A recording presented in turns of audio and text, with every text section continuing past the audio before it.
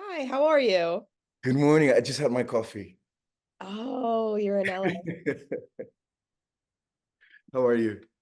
Good, good. It's a pleasure to get to speak with you. You're a legend in my eyes. Oh my God, thank you so much. You're Thank one of my favorite and first concerts ever. So, yeah. Oh, the Living La Vida Loca. Yeah. That tour. That tour? Yeah, well, it was Liberty State Park in New Jersey, 1990. Yes, of course. Yeah. It was the TV special that we did. Yes. Yeah. I did not think you were going to remember that, but yes, I was Yeah, there. it was beautiful. The backdrop was the Twin Towers. Yeah. Yeah, Yeah. so powerful, of course. I was wondering for you, like what was that time like for you? It was so much. It was so much in a good way.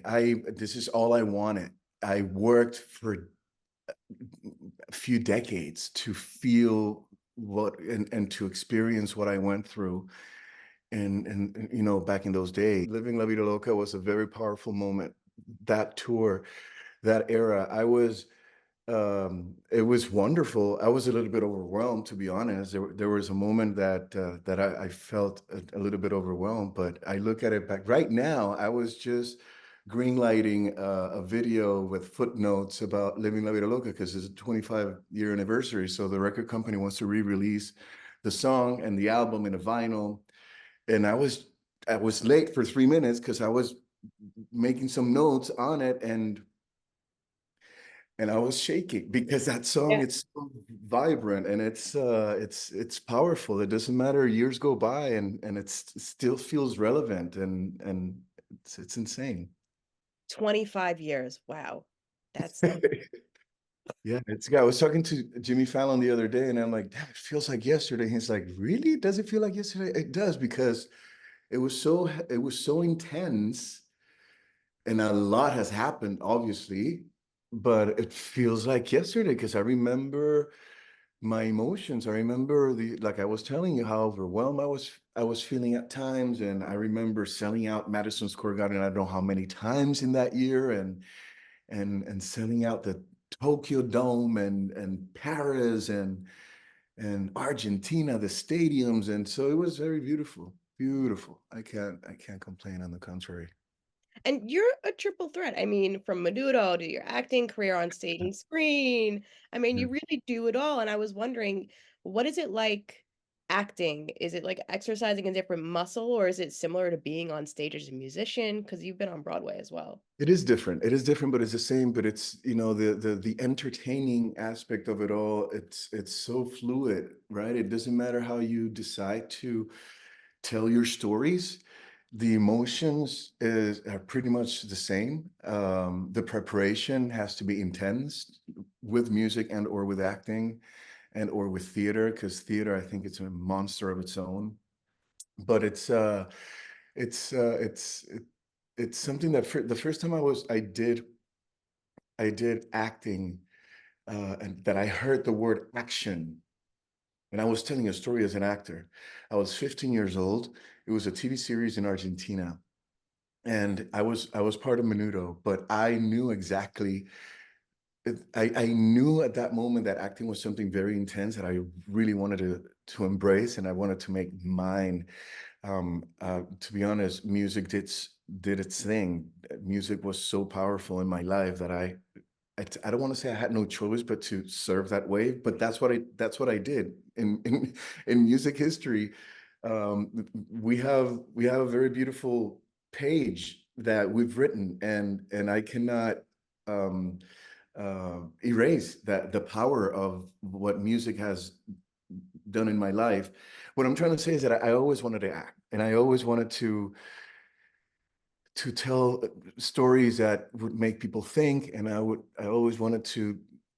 uh, Many years ago, my agent asked me, Rick, what do you want to be as an actor? What stories do you want to tell? I want to tell a story that it's so weird and messed up that I have to shave my eyebrows. I would tell him all the time, find me that script that I have to shave my eyebrows, and be something different.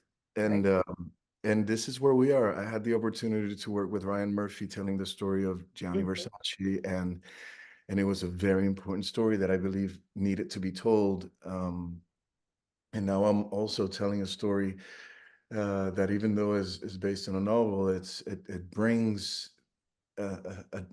it's comedy, but it also brings a level of darkness that make people think, and that just really turns me on. And I'm very happy to be able to work with a group of ladies that I'm working with, actors that have done so much for comedy, but, but for storytelling in general. That I feel very lucky. I was wondering what made you say yes to Palm Royale, but I mean, the cast is stacked, the writing is great. It's insane. And I've been working with this story for almost 2 years now, and I watched this I watched the episode yesterday, and I was still like, oh my God, what's gonna happen? So it really doesn't matter how long I've been working on it. I still get hyperventilation with because it's beautifully written. The people that are behind the cameras, the writers, the creators, Abe, Sylvia, my goodness. And then to have Kristen Wiig as an executive producer, to have Laura Dern as an executive producer, to be able to be in front of the camera with Carol Burnett. Let me just drop all these names. I have to. It's yes. I really wanted to work as an actor, and then you know I met with Abe Sylvia, and then I met with Tate Taylor, and I said, I'm ready. I'm ready to audition. What do I have to do? And Tate Taylor told me, no, Ricky, you don't have to do the audition. We know what you're capable of.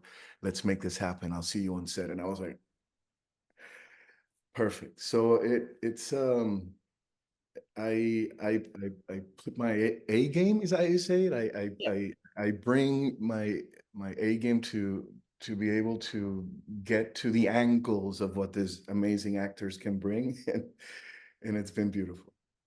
And audiences have really latched onto this show too. It's zany, like you were saying, it's dark at times. It features like that 1960s nostalgia, which is just fabulous in terms of the aesthetic and the fashion.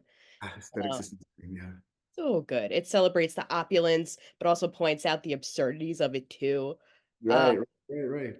what kind of response have you heard from fans so far? Well, it's you know it's beautiful to be able to have to have social media nowadays and to feel the immediate reaction of people when they see each episode. And what I love about this story is that it's even though it's in the late '60s, we touch on some points that are so relevant today. You know when you have Allison Janney's character saying, "Please do not say that I was in West Palm Beach," just because Palm Beach is one status and West Palm Beach is not.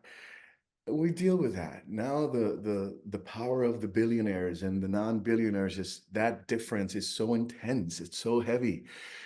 The fact that I'm a gay man, trying to survive in the late '60s, and Robert with his need to fit in like everyone else in the show, but him trying to fit in through another lens, which is his identity, his sexual identity, and the fear of being rejected, and that this is something that we deal with today. We don't have to travel back in time to feel the pain that Robert is feeling, but also the pain that many men and women are feeling, not only in this country, in many parts of the world, regarding their sexual identity.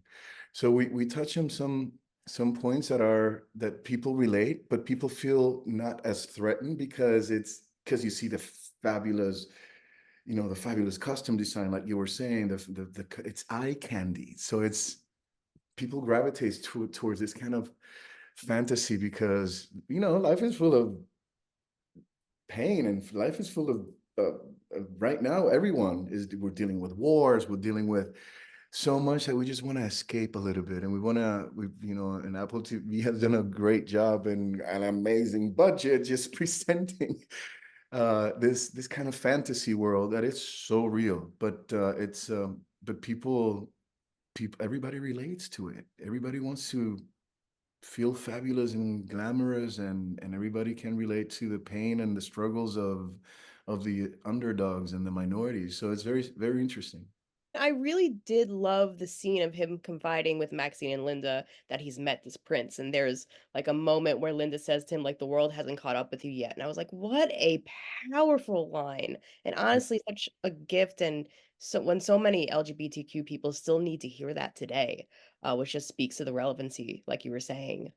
Yeah, and mind you, not only in Palm Beach, we can go to places like New York or Los Angeles where there are a lot of men and women that are really struggling with their identity because they grew up listening to or being forced to create some codes, mental codes that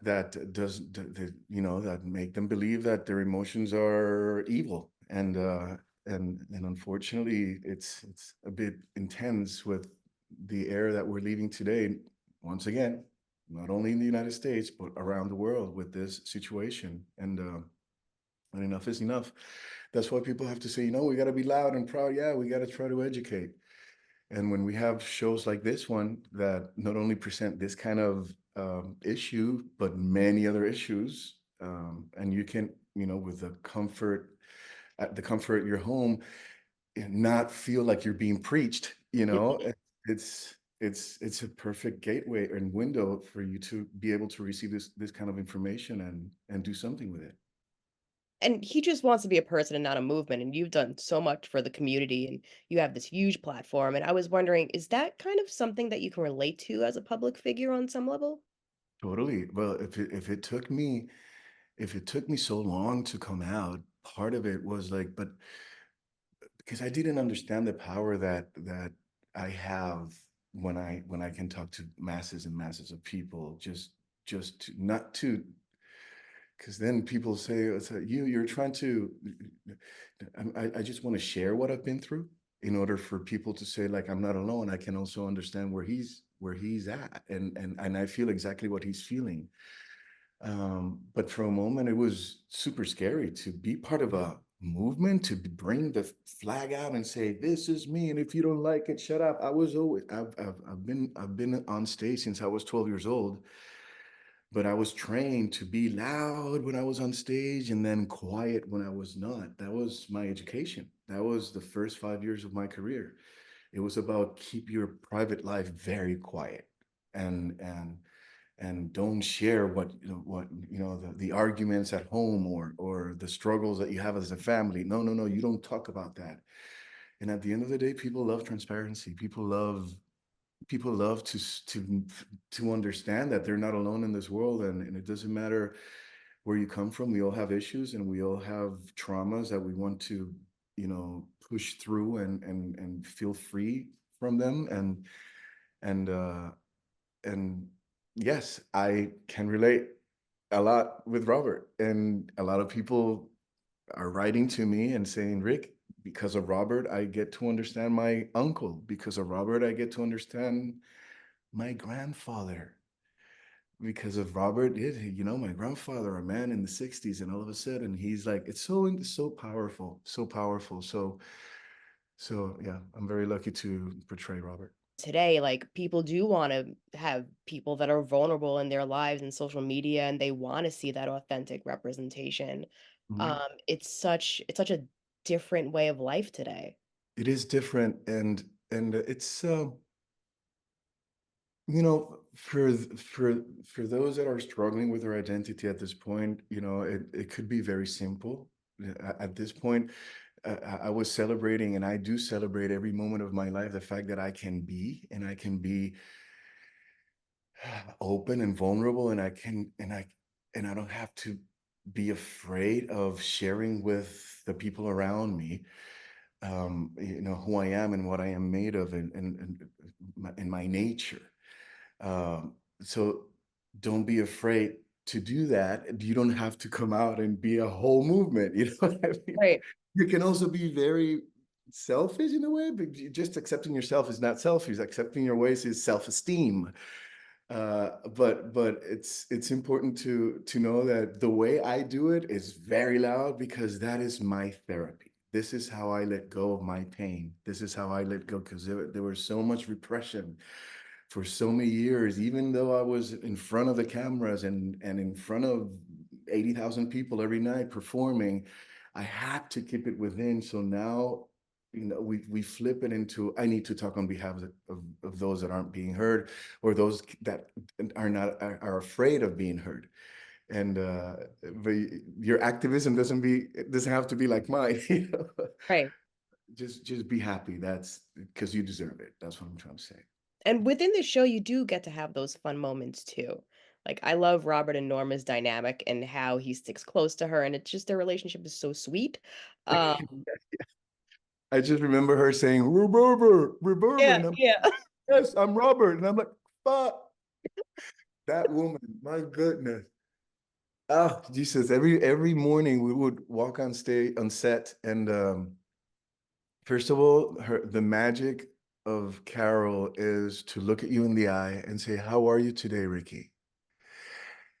And she's not waiting for I'm good, thank you. How are you? No, she's really, I really want to know, how are you feeling today? So it was therapy to work with her because she would really make you think about what you were going through that specific day. And then she would always throw a joke. The comedy of it, the comedy with her is in front of the cameras, behind the camera, before action, after cut. And she's a pro, mind you. This is part of it. And then she was also portraying such a dark character, because Norma is dark as F. Yeah. Norma is planning murders, she's planning on killing people. So I guess the opposite attract in that sense, where she would just bring the comedy side of it before hearing the word action. So I felt amazing. I felt amazing working with her. With Laura, for example, us smoking a joint. Oof. I wish you were What a there. great scene. I hope you were there when we were shooting that scene, because everybody was laughing. They didn't use the whole thing, of course, because we needed to get from point A to point to B, really fast. But we were high. We jumped into that possibility, and it was like, whoa, Laura, I am so high. And she's like, oh, I'm shit faced. Don't worry, let's do this, and it became funny. It became fun. It became super relaxed, as we didn't know how to react. It's and like that, many more moments with also with Kristen and and um and Mindy Cohen as well. And I'm just going over moments of Mindy Cohen being in the floor, uh almost dead because of the drink she had, and I'm like, go ahead, slap her in the face. I'm like, no, no, wait, no. The improvisation was beautiful. The freedom that we had as actors to tell the story. Not, it didn't matter what was happening from point A to excuse me, from action to cut. The freedom that they gave us was a gift every day. And I don't want to take up too much of your time, so this is my last question. What do you hope audiences take away from the show? I just hope that they have that it activates a sense of hope for comedy, and that it activates the beauty of breaking barriers and uniting generations. That the young generation sees the beauty of of the work of Carol Burnett, and that the older generation sees the beauty in the wonderful work that Kaya Gerber is doing, for example. And then we can sit down as a family and talk about shows like this. That I hope this show brings a new level of understanding of for every studios of the important that it is to bring the families together. And and and it doesn't matter the generation, from the grandma to the youngest in the house, to sit down and watch a show together. Well, thank you so much, Ricky. I really do appreciate it. Like I said, you've been in my life for 25 years, so it was Ah, great to get to thank sit you so down. much, love. Thank you so much. But hopefully another 25. Hopefully, hopefully. That'll Thank be so you. nice. Love and light. Bye bye. Thank you.